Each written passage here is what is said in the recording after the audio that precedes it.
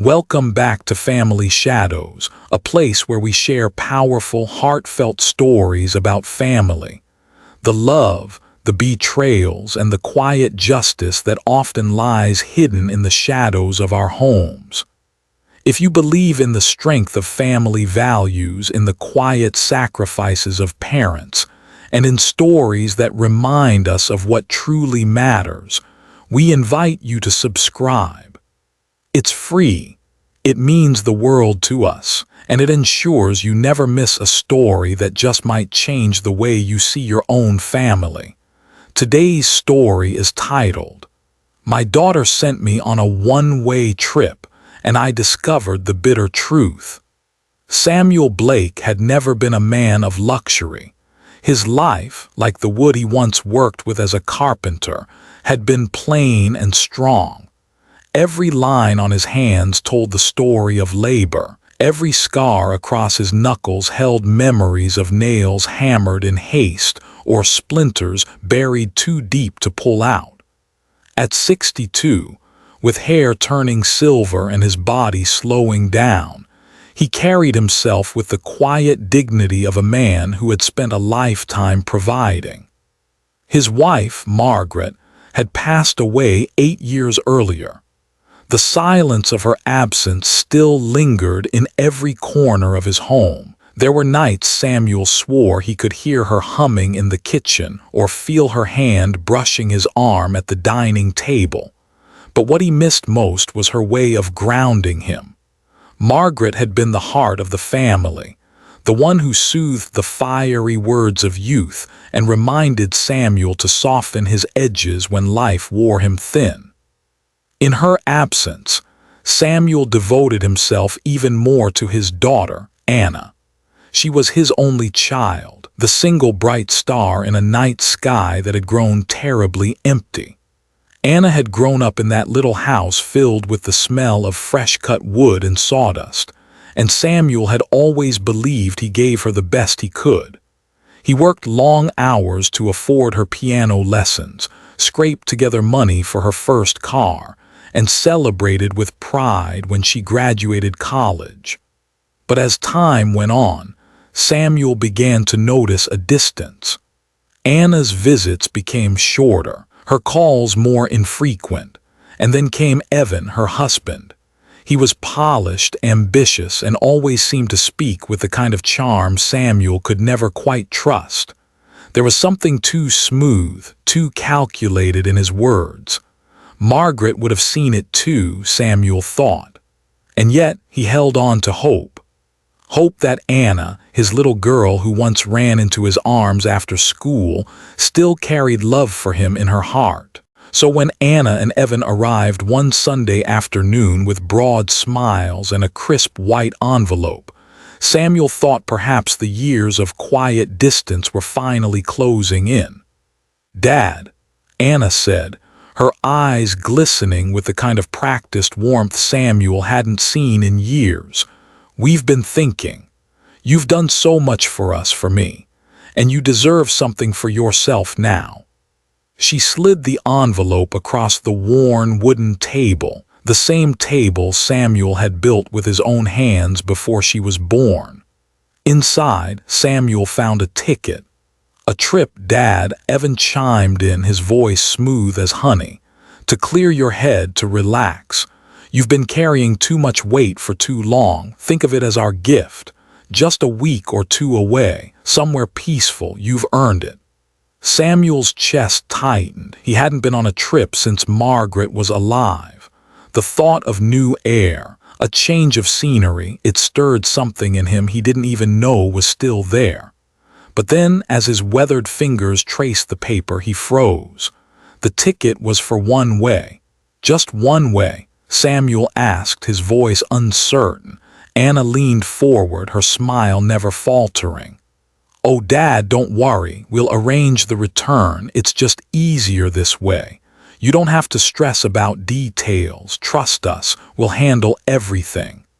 Her words floated in the air like a lullaby, but Samuel felt something cold slip into his chest. A shadow. The kind that makes you wonder if the people you love most have begun to see you differently, not as the father who raised them, but as a burden they need to manage. He wanted to believe her. He wanted to trust her. After all, this was his daughter. The child who once clung to his leg when she was afraid of thunderstorms. But as he folded the ticket back into its envelope, he couldn't help but notice the way Evan's lips curled, not into a smile of kindness, but into something else. Something calculated. That night, Samuel sat in his recliner with the envelope resting on his lap. He stared at it for hours. The TV hummed in the background, but he wasn't watching. His mind wandered to Margaret. "What would you think of this, Maggie?" He whispered into the quiet room. "Would you tell me I'm being paranoid, or would you tell me to trust my gut?" The clock ticked steadily on the wall. The refrigerator hummed. Outside, a neighbor's dog barked. And Samuel, old and weary, felt the weight of loneliness pressing heavier than ever. But in the smallest corner of his heart, a flame still flickered. He thought of Noah, his 10-year-old grandson. Noah with his toothy grin and boundless questions about the world. Noah who would curl up beside him during football games and whisper, "Grandpa, you're the best." For Noah's sake, Samuel decided he would go on this trip. He would smile, pack his bag, and accept it as a gift. Because maybe, just maybe, this was his family's way of showing they still cared. But as he closed his eyes that night, the envelope still resting on his lap, Samuel couldn't shake the feeling that this was no ordinary gift. It was a test, a warning, or perhaps the first step into a truth he was never meant to see. The day of departure arrived with the kind of sky Samuel always loved, pale blue, dotted with thin clouds drifting lazily as if the world had all the time in it. He packed lightly. A few shirts, some slacks, his shaving kit, and Margaret's old Bible that he carried more for comfort than for reading. Anna insisted on driving him to the airport. She arrived in her SUV, Evan behind the wheel, Noah in the back seat with his tablet balanced on his knees. "Ready for your adventure, Dad?" Anna asked brightly as she helped him with his suitcase. Samuel forced a smile. "I suppose I am. Haven't flown in years." Evan patted him on the shoulder the way one might pat an old dog.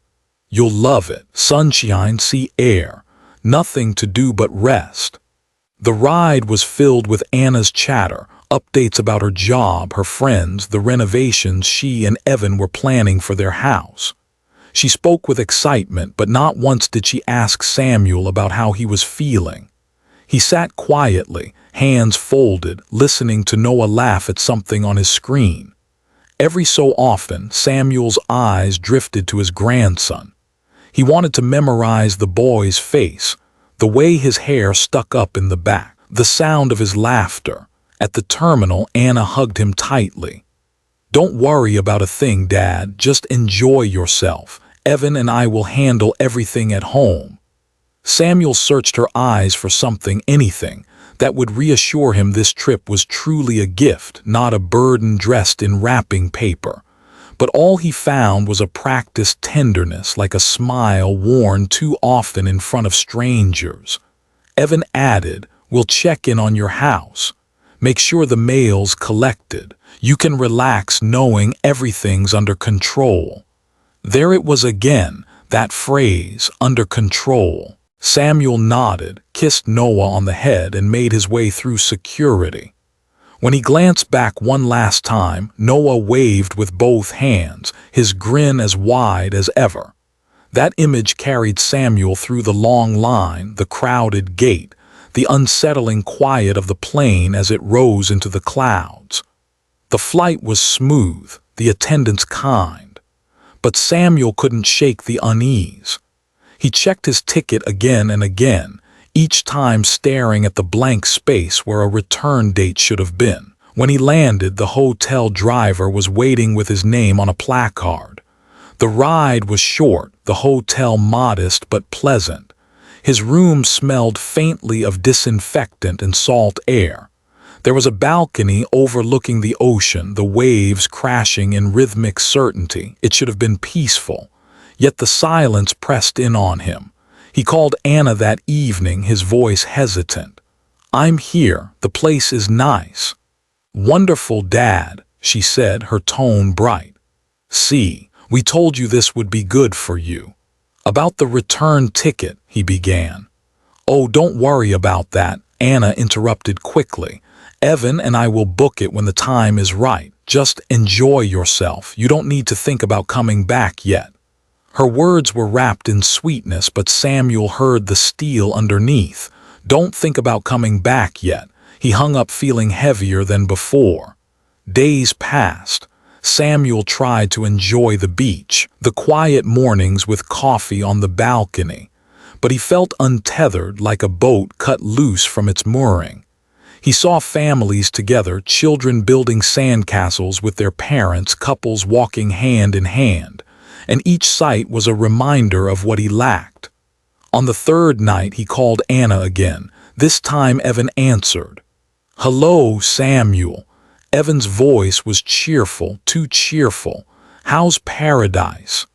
"It's fine," Samuel said slowly, "but I'd like to know when I'm supposed to come home." Evan chuckled. "Don't rush it. Anna and I think it's best you stay as long as possible. You've earned it. But I didn't bring enough clothes for more than a week. We can have something sent or buy what you need there. Just don't stress, okay? Life's too short." There was something final in his tone, as if Samuel's concerns were a nuisance. He felt himself shrinking on the other end of the line, like a man whose voice no longer carried weight in his own family. After hanging up, Samuel sat on the balcony in the dark. The ocean stretched endlessly before him, but he felt more trapped than free. He opened Margaret's Bible, not to read, but to hold. The worn leather smelled of her perfume, faint but still alive after all these years. He whispered into the night, "Maggie, I don't know what they're planning, but something isn't right." The waves answered back with their steady rhythm, as if reminding him that truth, like the tide, always reveals itself in time. The first morning after his arrival, Samuel woke to the muffled roar of waves and the muffled laughter of strangers drifting up from the street below. He sat on the edge of the bed for a long time, his suitcase still only half unpacked at his feet. The room smelled of unfamiliar detergent, its walls painted in cheerful colors that felt foreign to him. He stepped out onto the balcony. The ocean stretched out before him, vast and merciless. For a fleeting moment, it was beautiful, like the kind of scene Margaret would have painted in words while sipping her coffee, pointing out how the sunlight danced across the water. But for Samuel, beauty was tangled with isolation. He had never felt so far from home. Breakfast was served in the hotel dining room, a buffet spread of eggs, bacon, pancakes, and fruit. Families crowded around tables, children spilling orange juice, mothers fussing with napkins. Samuel chose a corner table alone, his plate half empty. No one noticed him. He might as well have been invisible. Later that day he tried calling Anna again. The call rang, then went to voicemail. He left a message, short and simple. "Just wanted to hear your voice. Let me know when you can talk." Hours passed, no reply. He dialed again after dinner. This time Anna answered, but her voice was rushed, distracted. "Dad, everything's fine. Don't worry, okay?" "I'm not worried," Samuel lied. "I just wondered about the return flight. Have you booked it?" There was a pause, the sound of muffled conversation on her end. Then Anna said softly, "Not yet. Evan thinks you should stay a little longer. It's good for you to rest." "Rest," Samuel repeated, the word bitter in his mouth. "Anna, I don't need to stay longer than I planned." "Dad," she interrupted, her tone shifting to one he recognized from childhood, firm, almost scolding. "Please, Just enjoy it. Stop thinking about coming back.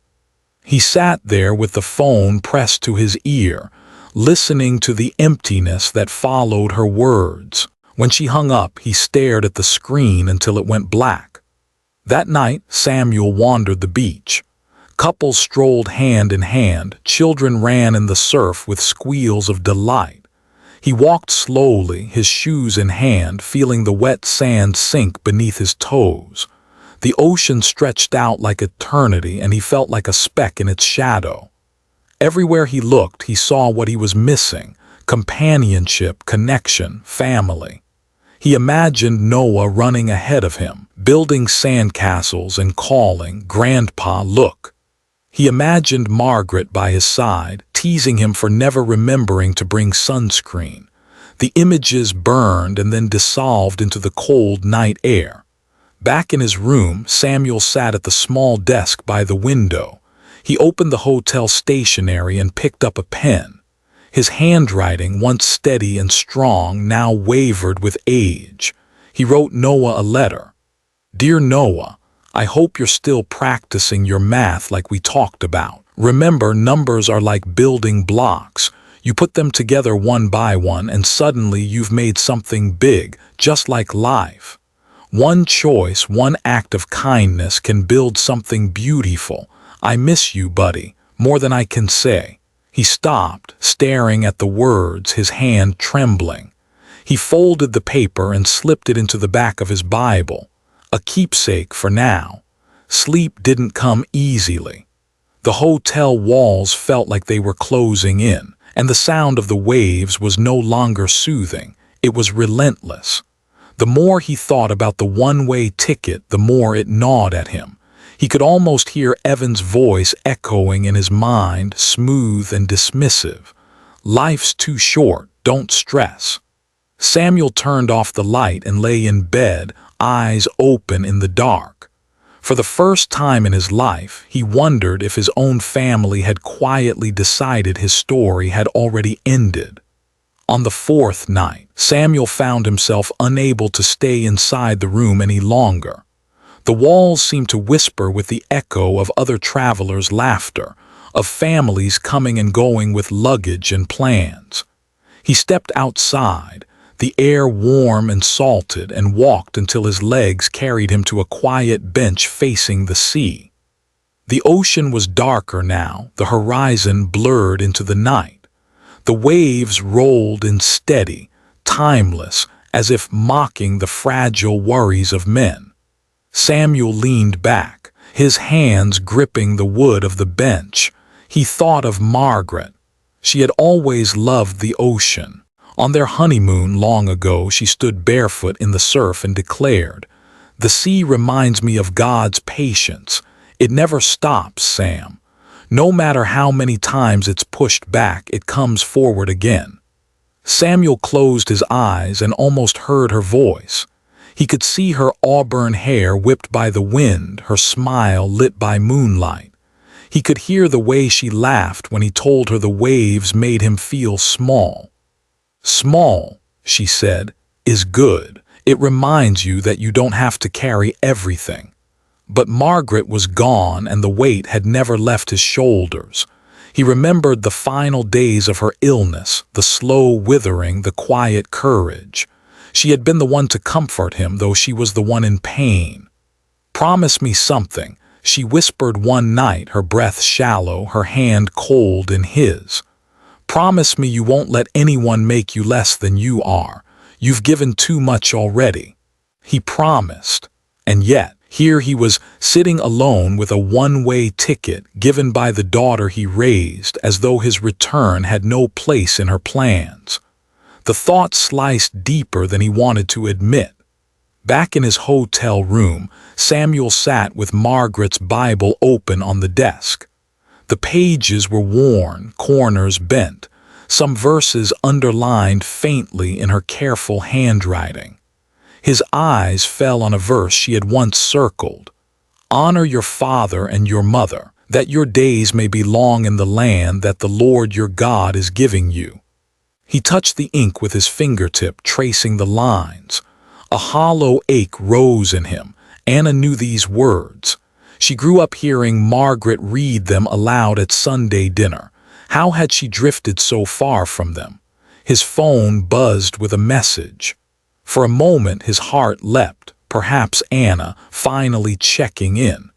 But it was just a bank alert, a reminder of an automatic payment processed from his account. Samuel sat very still. A thought crept into his mind, sharp, unwelcome.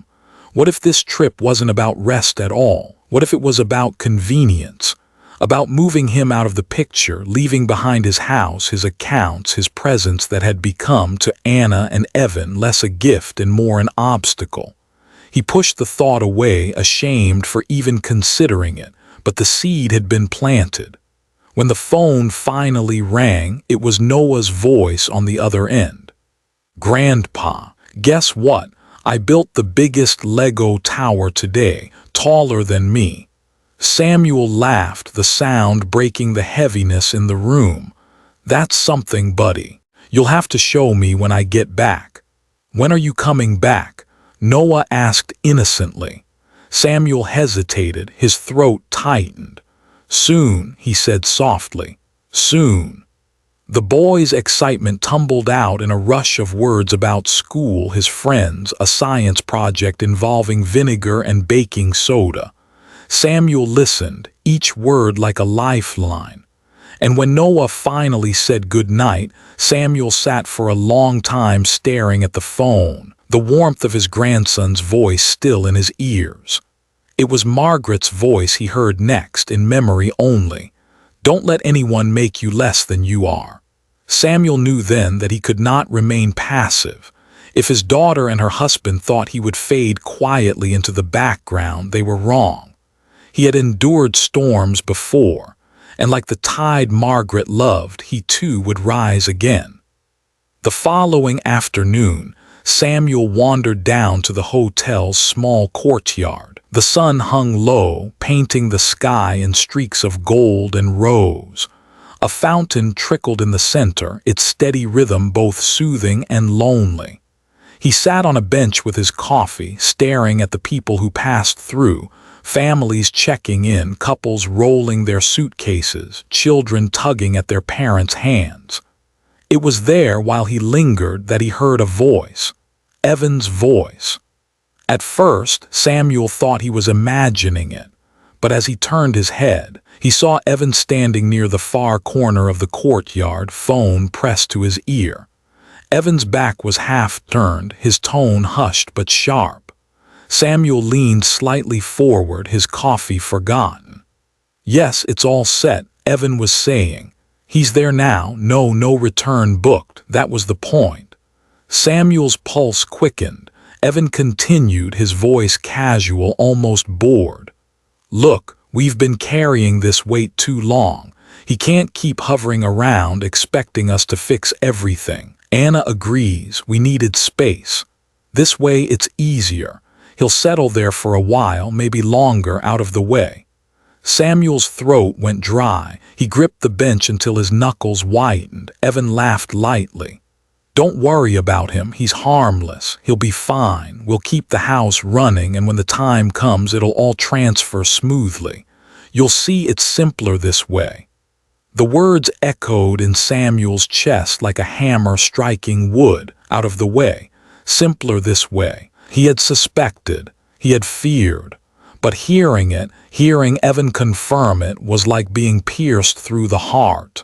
His own daughter, the little girl he once carried on his shoulders, had agreed to this. She had sent him away like old furniture shoved into the attic, inconvenient but still existing. Samuel stayed very still until Evan disappeared into the lobby. Only then did he breathe again. That night the ocean looked different to him, no longer vast and beautiful but cruel. It reflected the betrayal he felt, endless and heavy. He paced his room, Margaret's Bible open on the desk. He tried to pray, but the words caught in his throat. Images of Anna as a child flickered in his mind. Her first day of kindergarten, clinging to his hand, her teenage years, slamming doors during arguments, her college graduation where she hugged him fiercely and whispered, "I couldn't have done this without you, Dad." Were those memories lies? Or had she truly loved him once, only for that love to be swallowed by Evan's ambition and her own hunger for more? Samuel pressed his hands to his face, fighting the urge to weep. He was not a man who cried easily, but tonight tears threatened, not for himself, but for the truth that love could be reshaped into calculation, that trust could rot into betrayal. His phone buzzed again, a message from Anna. "Hope you're enjoying yourself, Dad. Don't worry about anything, just relax." He stared at the screen until his vision blurred. Relax. The word mocked him now. Relax while your daughter quietly erases your place in her life. Relax while your son-in-law speaks of you like a piece of furniture. Relax while the life you built is parceled off behind your back. Samuel sat heavily on the bed. He opened the drawer of the nightstand, pulled out the stationery again, and began to write. His handwriting was steadier this time, firm. "Anna, I raised you with every ounce of strength I had. I gave you everything I knew how to give. But tonight I heard your husband's voice, and I know now what I was never meant to hear." He stopped. His pen hovered. The rest would have to wait. For the first time since he arrived, Samuel was certain of one thing. He could not simply sit here waiting for them to decide his fate. The bitter truth had been spoken, and now it was his turn to answer it. The morning after hearing Evan's words, Samuel woke before dawn. The sky outside was a pale wash of gray, the waves still hidden in shadow. He sat by the window, watching the slow light creep across the horizon, his hands folded on the Bible Margaret had left him. For the first time in days, the fear inside him had shifted.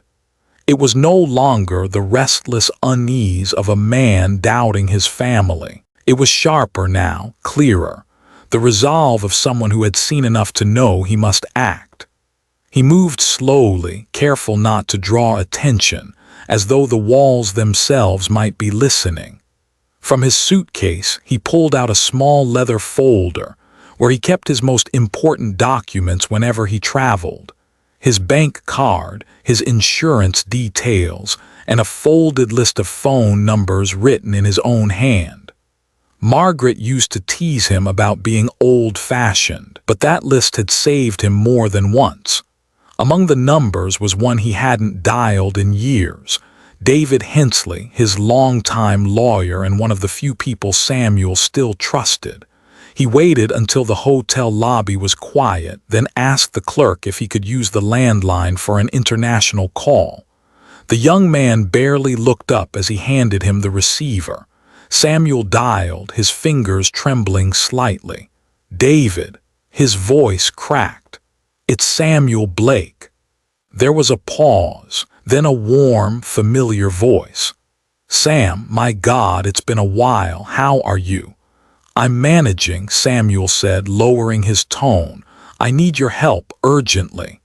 He explained only what was necessary, that he was away unexpectedly, that his daughter and son-in-law had arranged it, that something about the situation was not right.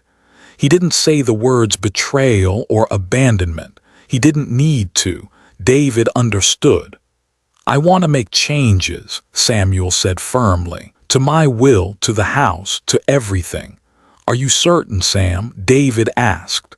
Samuel thought of Evan's voice out of the way, simpler this way. He thought of Anna's silence when he asked about coming home, and he thought of Noah, innocent and unknowing, the only light that hadn't dimmed.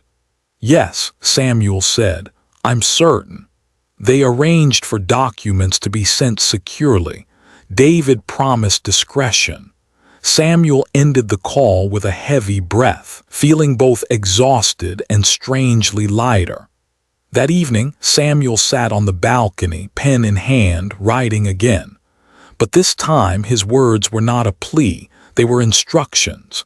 He wrote a letter to Grace, his neighbor back home, asking her to watch the house, to collect any letters that might arrive, and to keep them safe until his return. Grace had known him and Margaret for decades. She was trustworthy. Then he wrote to Noah, not about Legos or math this time, but about legacy. Noah, when you grow older, you'll learn that people sometimes forget what family means. They think money or comfort matters more. But I want you to remember this. The greatest thing a man can leave behind is not his house or his savings, but his love. I want you to know, whatever happens, you were the reason I kept going. He folded the letters carefully, sliding them into the back of his Bible. As night fell, he dialed Anna again. She didn't answer. He wasn't surprised. Instead, he called Noah. The boy answered on the second ring, his voice bright. "Grandpa." "Hey, buddy, how's school?" They talked for a few minutes about spelling tests, about a baseball game Noah wanted to play. Then Noah asked again, as he always did, "When are you coming home?" Samuel hesitated. His heart ached at the question. "Soon," he whispered. "And when I do, things might look a little different, but I promise you this, you'll always have me, Noah, always." Noah didn't fully understand, but he laughed and said, "Okay, Grandpa." After the call, Samuel sat in the darkened room, the only light the flicker of the street lamps outside.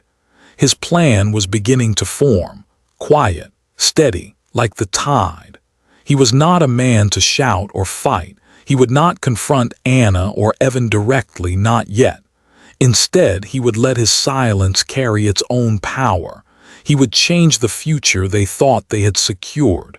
He would make sure Noah was protected and that Margaret's memory was honored. They wanted him out of the way, but Samuel Blake was far from finished. Back home, weeks had passed. The Blake house stood quiet on its tree-lined street, its windows reflecting the early autumn sun. To the neighbors, it seemed as though Samuel was simply away enjoying his long vacation. Grace watered her garden across the street, sometimes glancing at the empty driveway, a flicker of worry in her eyes. Inside, however, Anna and Evan had already made themselves comfortable. They arrived one Saturday morning with a set of spare keys Samuel had given Anna years before. Evan strode through the door as though the house already belonged to him. "Feels strange without him here," Anna whispered almost guiltily. "Strange." Evan scoffed. "It feels overdue. Look at this place, Anna, wasted on him. We can make it into something modern, something useful. Finally, some space."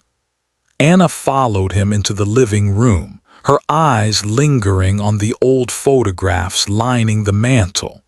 Samuel holding her as a baby, Samuel and Margaret on their wedding day, Samuel teaching Noah to hold a baseball bat. For a moment she felt something twist inside her, but she swallowed it down, convincing herself this was for the best.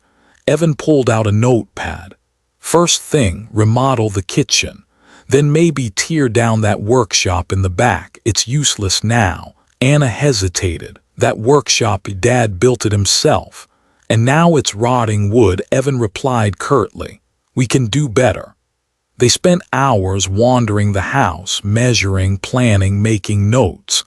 Anna drifted room to room, touching the furniture, the curtains, the little details that still smelled of her childhood. She thought of Samuel sitting in his recliner, Margaret in the kitchen humming. She thought of Noah's laughter echoing in the hallways when he visited his grandfather. "Evan," she said quietly, are we doing the right thing?" Evan set down his notes, looking at her firmly. "Anna, listen, your father's fine, he's resting. This house is too much for him. He can't handle it anymore. We're not villains, we're practical, and when the time comes, everything will be sorted. Just trust me." But the reassurance didn't land. Anna felt the hollowness in her chest grow. Days later, an envelope arrived. Grace had slipped it into the mailbox exactly as Samuel had asked. Anna found it while sorting the mail. It was addressed in Samuel's handwriting. Her hands trembled as she tore it open. Inside were a few short sentences. Anna, by the time you read this, changes will already be in place. The house, the accounts, everything, no longer yours to decide. I have chosen differently and I do not regret it. This home will live on not as a possession but as a legacy. You'll understand someday. Her heart pounded. She read the lines again and again. Evan, she shouted. He came rushing in from the kitchen, wiping his hands. Look at this. He snatched the letter, his face darkening as he read. What does he mean? Changes already in place. He doesn't even have access. He stopped, his words faltering. Anna looked at him, her voice trembling. You don't think he called David, do you? Dad still trusts him. Evan cursed under his breath. He grabbed his phone, dialing furiously, but every call to the lawyer's office went unanswered. It was the weekend. Anna sat down heavily on the couch, clutching the letter. For the first time, the plan she and Evan had convinced themselves was harmless suddenly looked fragile, like glass about to shatter. She thought of Noah, of the way he still adored his grandfather. She thought of the Bible her mother used to read at the dinner table, her voice steady and warm. Honor your father and your mother. Tears pricked her eyes, but she blinked them away. Evan paced, restless.